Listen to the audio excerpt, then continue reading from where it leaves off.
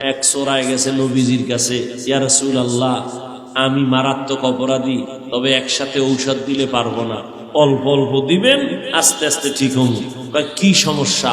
বলে 1 নাম্বার আমি চুরি করি, নাম্বার 2 আমি জেনা করি, এরপরে আমি মদ পান করি, আর আমি মিথ্যা কথা বলি। চোরায় ভাবছে নবী মনে হয় শুই না কইবে ঠিক আছে, সব যেহেতু পারবি না আপাতত চুরিটা ছাড়। নবী হ্যাঁ না কইয়া কয় মিথ্যা কথা ছাড়। অদা করছো? কহা করছো। যা এই এক ঔষধ লয়ে বাড়ি যা, এবার আবার এসে। চোরায় খুশি, আমার ধারণা রুন্ডা, চুরি ছাড়তে কয় না, আজকে চুরি হইব বরকতে, যেহেতু নবী জানছে। বাড়ি যায় চিন্তা করে গেছে বড় একটা জায়গায় ঢুকবো, বরকতের চুরিটা আজকে ছাড়া যায় না।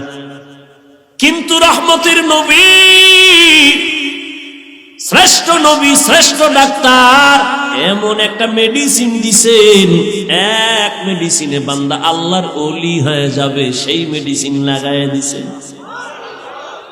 চোরায় কয় নবী চুরি করতে নিষেধ করে নাই, মিথ্যা ছাড়তে বলেছে, যাই আজকে চুরি করি। যাইতে যাইতে মাঝখানে গিয়া পেরেশান হয়ে গেল, নবী জানে আমি চোর। বাড়িওয়ালায় যদি নবীর কাছে যায়, নবী তো আমারই ডাকবে, ওই বাড়ি চুরি হয়েছে, করছে গে।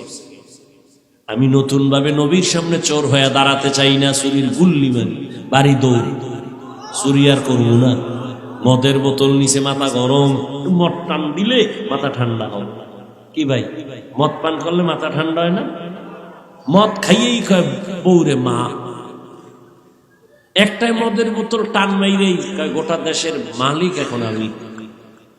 বউ কয় তুমি দেশের মালিক, ঘরে তো চাউল নেই, তো বোতলের দোষ, আমার কি?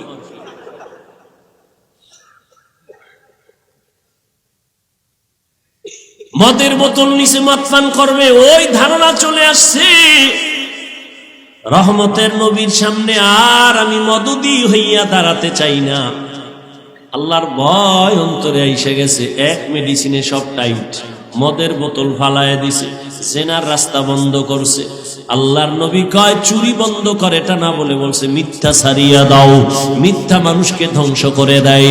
ক্বালান নবী সাল্লাল্লাহু আলাইহি ওয়া আলিহি ওয়াসাল্লাম ইয়াকুম ওয়াল কিযব ফাইন্নাল কিযবা ইয়াহদি ইলাল ফুজুর ওয়া ইন্নাল ফুজুরা ইয়াহদি ইলান নার। মিথ্যা মানুষকে খারাপ দিকে নিয়ে যায়, পরিণাম ফলে জাহান্নাম।